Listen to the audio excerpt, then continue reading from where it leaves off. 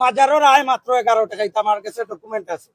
ওইরা কত খাদিম পাড়া থেকে আইয়া ওখানে আইয়া লুটপাট করিয়া টাকা পয়সা ওগুলা সব লইয়া যায়। মামুনুর রশিদ আর যারা আছে সব দখলদার, তারা লাঠিয়াল সিন্ডিকেট। ধর্মে না মানে চুরের কাহিনী, বুঝলেন না নি? তারা মসজিদও সমান, মাজারও সমান, সবকিছু সমান তারা। এরা এখানে স্থানীয় না, 1 কিলোমিটার দূরে খাদিম পাড়াত পারে। আর মাজারের আশপাশ যারা, এরা কিছু জড়িত না। যারা আছে বর্তমানে তাদের 13, 42, 58, 73 5টা মামলা আছে। বুয়া, পণ্যচুরা, লুটেরা, আত্মসাৎকারী কইয়া রায় আছে। এরা এই মাজারের খাদিম নাই। আর এরা মাজারটা দখল করছে 78 ইংরেজির পর থেকে। 78 ইংরেজির পর থেকে দখল করিয়া ঐক্যবদ্ধী মাজারের কুক্ষিগত করিয়া আছে। মসজিদে কোনো কমিটি নাই, মাজারও কোনো কমিটি নাই, মাদ্রাসাত কোনো কমিটি নাই।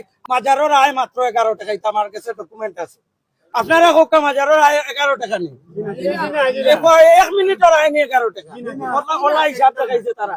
ওইরা কত খাদিম পাড়া থেকে আইয়া ওখানে আইয়া লুটপাট করিয়া টাকা পয়সা ওগুলা সব লইয়া যায়। আর দেশের কোনো মানুষ কোনো জয় না। এমনকি মসজিদের টাকাটাও তার কাছে সেফ নাই, মাজারের টাকাটাও সেফ নাই, মাদ্রাসার টাকাটাও সেফ নাই। ধর্মে না মানে চুরের কাহিনী, বুঝলেন না নি? তারা মসজিদও সমান, মাজারও সমান, সবকিছু সমান তারা। আর পকেট গরম করে তারা।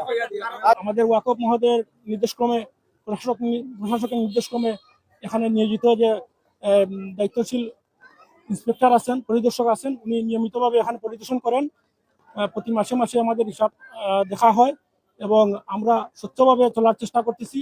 আপনারা জানেন, আমরা আমাদের যে ওয়াকফের যে রিটার্নটা প্রতি বছর আমরা নিয়মিতভাবে আদায় করে থাকি এবং সরকারের সমস্ত যাবতীয় আইন মেনে আমরা এগুলা প্রদান করে যাচ্ছি। এবং আমাদের একটু আগে আমাদের ডিসি মহোদয়ও এখানে সফর করে গেলেন। উনি আমাদের কিছু দিক নির্দেশনা দিয়ে গেলেন, কিভাবে কি করতে হবে আরও একটু পরামর্শ দিয়ে গেলেন।